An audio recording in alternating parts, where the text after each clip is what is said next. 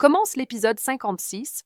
La première question d'Arnav est posée sans sa colère habituelle, même si elle surgit brièvement lorsqu'elle ment en essayant de lui faire croire qu'elle marchait en dormant. Bien qu'il soit agacé par le tour qu'elle lui a joué, sa colère n'est plus aussi violente qu'avant. Kushi avoue qu'elle se rendait vers lui pour s'excuser, ajoutant qu'il se moquera d'elle lorsqu'il connaîtra la vérité, révélant inconsciemment à quel point son opinion compte pour elle avant de lui demander pardon. Arnav la regarde, incrédule, lorsqu'elle explique qu'elle pensait qu'il lui faisait de la magie noire. Estimant qu'elle mérite une punition, Kushi boit le reste du jus piégé d'Arnav, le laissant totalement déconcerté. Son air affolé, son repentir sincère et sa volonté de se punir elle-même le touchent rapidement, tout comme son inquiétude pour lui lorsqu'elle le supplie d'accepter le tonique qu'elle a préparé pour lui. Ils se mettent alors à tousser ensemble, comme ils éternuent toujours ensemble, et le silence persistant d'Arnav rend Kushi nerveuse. Elle avoue qu'elle ne comprend pas ce qui lui arrive depuis quelques jours, qu'elle a des pensées étranges en permanence et que la tante lui a mis cette idée de magie dans la tête lorsqu'elle était bouleversée.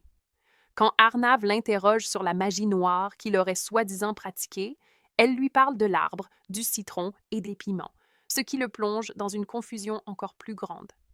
Arnav ferme les yeux, se résignant à sa forme bien particulière de folie, pendant que Kushi pose le tonique sur sa table avant de partir.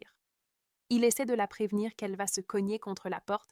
Elle est trop occupée à se retourner pour le regarder, et elle trébuche malgré tout. Ils échangent un nouveau regard confus, puis Kushi s'enfuit. Anjali offre à Lavanya un cadeau de Diwali, un sari dans la couleur préférée d'Arnav avec des bijoux assortis, puis donne aussi un présent à Kushi. Cette dernière tente de refuser, mais Anjali insiste et l'invite à venir le lendemain pour Diwali. Kushi rend le payal inclus dans son cadeau, expliquant qu'elle ne porte que celui que sa mère lui a donné, car c'est la seule chose qui lui reste d'elle. De retour chez elle, encore prise d'une forte toux, Kushi est abordée par la tante qui tente de lui parler des fiançailles. Shyam intervient alors, entrant dans la pièce avec un cadeau pour Shashi, un fauteuil roulant.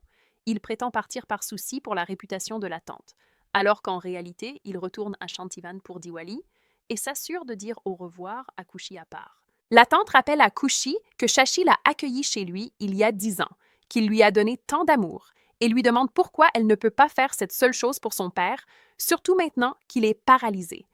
Par sa manipulation émotionnelle, elle réduit Kushi en larmes, lui disant qu'elle espère que sa décision changera d'ici le lendemain soir. Plus tard, Arnav boit le tonique que Kushi lui a apporté, se souvenant d'elle buvant son jus piégé pour se punir, se souvenant de sa demande de pardon avant de lui demander d'accepter le tonique. L'amertume de la boisson lui arrache un juron étouffé. Au même moment, Kushi boit son propre tonique, repensant exactement aux mêmes scènes. Payal entre dans la pièce et rappelle à Kushi qu'elle la soutiendra, quelle que soit sa décision. Le lendemain matin, Anjali se rend compte qu'elle a échangé par erreur les cadeaux de Lavanya et de Kushi lorsque Lavanya lui montre le sari bleu qu'elle porte. Pendant ce temps, Kushi essaie avec enthousiasme un sari rouge. Quand Arnav descend, Lavanya lui sourit, mais il a du mal à lui rendre son sourire. Il se tient maladroitement à côté d'elle tandis qu'elle empile des diyas sur un plateau et en attrape un lorsqu'il tombe. Cela lui rappelle Kushi face à lui, se frottant l'œil plein de terre, et Rabavé retentit alors qu'il se souvient avoir soufflé doucement dans son œil. Mais lorsqu'il relève la tête, c'est Lavanya qui se tient devant lui, souriante, et non Kushi. Mal à l'aise, il repose le diya sur le plateau. Les deux familles commencent à Diwali par une puja, tandis qu'une douce mélodie accompagne la scène. Kushi dit « Au revoir, Babuji » à Shashi, et sourit pour elle-même, heureuse d'apprendre quelque chose de nouveau chaque jour. Lavanya lui apprend aussi beaucoup de choses. Lorsque Payal demande à Kushi pourquoi elle se rend à la maison des Raizada pour Diwali, elle explique qu'Anjali a été si généreuse avec elle que la moindre des choses est d'apporter des douceurs ce jour-là. Kushi a emballé spécialement l'une des boîtes de sucreries. Quand Payal lui demande ce qu'elle a de particulier, Kushi explique qu'elle est pour Arnavji, car il ne peut pas manger de sucre.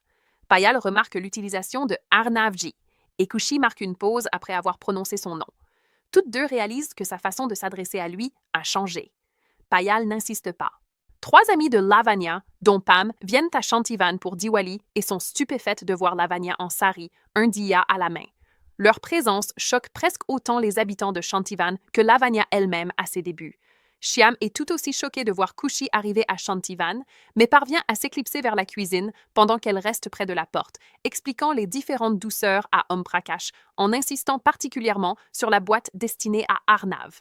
Shyam mange le halwa contenant de l'ananas malgré son allergie, et Kushi ne voit pas sa réaction, car Anjali l'emmène dans leur chambre pour qu'il se rétablisse. Il n'y a que quelques moments où Kushi et Shyam se trouvent ensemble à Shantivan, et seulement 3 fois où elle manque de découvrir la vérité. À chacune de ces occasions, Shyam porte de l'or, renforçant l'image du garçon en or que la tante ne cesse de vanter. Nani voit Lavanya défendre les coutumes et traditions de la famille Raizada, demandant à ses amis d'enlever leurs chaussures avant d'entrer dans le temple et les réprimandant lorsqu'elle se moque de Nani. Kushi et Nani sont impressionnés, et Nani félicite Kushi pour ce changement. Plus tard, Kushi s'excuse rapidement lorsque Lavanya mentionne l'échange des cadeaux, lui disant que le rouge est la couleur préférée d'ASR. Bien que Lavanya minimise l'incident, Kushi se sent coupable. Le sari rouge symbolise aussi l'autre chose qu'elle pourrait être en train de prendre à Lavanya. Arnavji lui-même. La première vision qu'Arnav a de Kushi ce jour-là est celle d'elle, entourée de Dias, lorsqu'il descend l'escalier.